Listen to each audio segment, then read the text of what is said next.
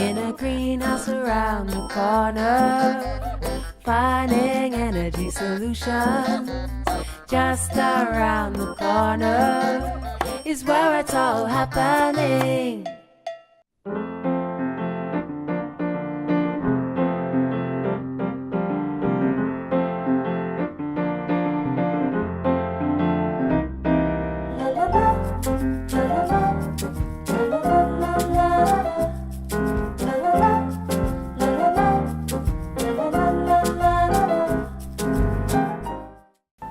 Welcome to A Greenhouse Around the Corner. I'm your host, Tricia Zima. We're travelling the country looking for energy-efficient community centres. Today we've travelled to South Australia, about an hour south of Adelaide, to Victor Harbour to visit the Encounter Centre. Why is this place so special? This isn't just a community learning centre. It's a fully fledged toy production workshop, complete with hundreds of volunteer toy makers and 2 retail outlets. If Santa ever wants to outsource, he should give this place a look. Now, a centre like this chews through a lot of power, so the team that runs it has put a lot of thought into how to stay ahead of those rising energy bills and engaging staff in energy efficiency. Installing solar power was just the beginning. You'll be amazed just how much of a difference that's already made. Let's take a closer look. Join us as we explore this greenhouse around the corner. Colin Humphries and Reverend Bill Johnson, and they were the founders of the Encounter Centre. In 1974, found that there were a lot of people wandering the town that had nothing to do. They were people with disability. They had been in Adelaide in various institutions, and they'd been moved down to here for recuperating. They had nothing to do, so a group of people got together and decided to get them to start on a gardening project.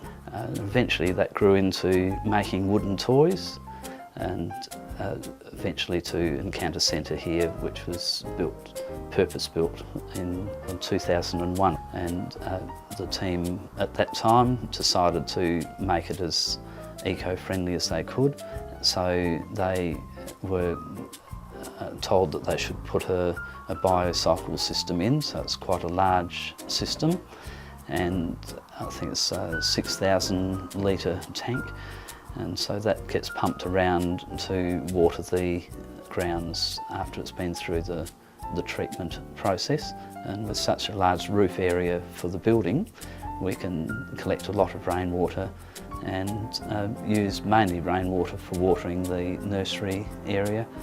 In the workshop, we had the problem that we had large lights that chew through a lot of power, and they had to be on all the time, even if it's a sunny day. So we chose to replace some of the panels with skylights, and also to put spinnerways on the roof to take out some of the hot air. So the combination of having those lights turned off, which actually generate heat, as well as the skylight just giving the light instead, and the spinnerways up there to take that heat away, has lowered the temperature in the workshop area by around 4 or 5 degrees. Mainly, the main reason we went for the solar was that we were finding our bills were getting just so much larger. We were roughly $3,500 a quarter for electricity because of the machine shop and everything else that happens here. And so we decided to look into the solar power, but because of the cost of it, we just couldn't afford that sort of money, because the total cost ended up being $32,000.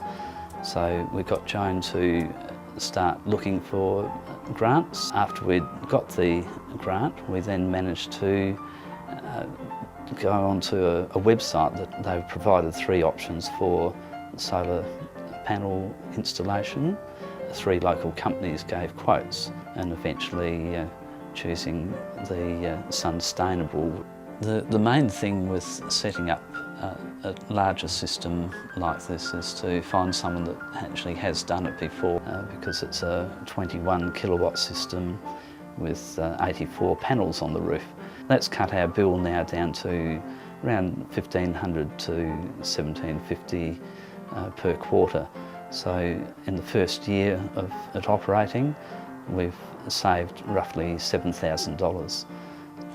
And to actually find the money is the hardest thing, I think. So most centres are like us, I think, that they run on the smell of an oily rag, and you just have to get money from wherever you can. We have roughly 80 people with disability that are involved in various programs. That's increased quite a bit over the more current years. They have a number of activities that they can do. So, for example, today there are people out fishing. Our Ocean Encounter group have become passionate about the penguins on Granite Island because our numbers have been going down, and there's more research needed to actually find out why they're disappearing.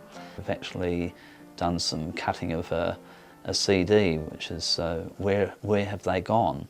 Have also done a DVD showing them over on the island. The other groups that we have, so we have art and wood burning or pyrography and pottery, but some of them, because they enjoy making it, they also sell it through our shop to help raise funds. So on a Tuesday we have computer classes. We also have to have room hire, and so we have a variety of groups that use the centre for their groups as well. We have a shop at Encounter Centre at the factory here, but we also have a shop in the main street, in Ocean Street in Victor Harbour. We have a website so people can order via a form on the website. The problems we started to run into was the actual running costs of the centre. We had to cut back, find ways of cutting back on costs because of the funding. We have to depend on either grants to get our funding or our own fundraising by selling the toys and stuff. The forward planning for the solar system was actually looking into it to find out if it was going to be viable or not. And then we found out that yes, it was. Well, we went through the analysis of the electricity bills. We found out they were, as I said, were rising every year. The price seemed to go up, and we thought, well, we need to do something desperately about this. So we worked out the costs of the solar, what we hopefully would get back from the solar compared to what we're actually paying now. We found out it was better to go solar.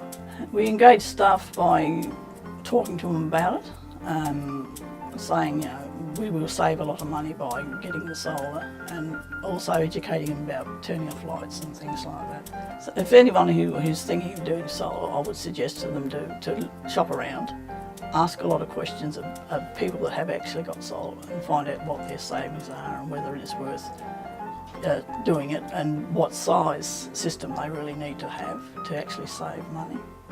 For most of us, the cost of energy is quickly becoming scary, especially if you're in the community sector and you are trying to support a growing number of people using your neighbourhood house or centre. But there is hope. More modern technologies are saving the day and lowering those energy bills.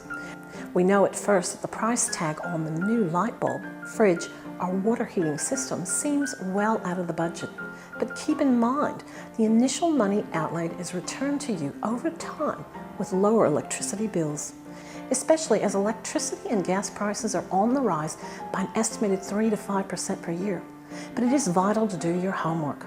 First, use the star rating label system or an energy meter to check the usage of your current appliances. Then analyze your bill for the price of energy per hour in kilowatt hours. Check the internet and ring local suppliers for the price of new appliances and check their star rating label to see how they compare.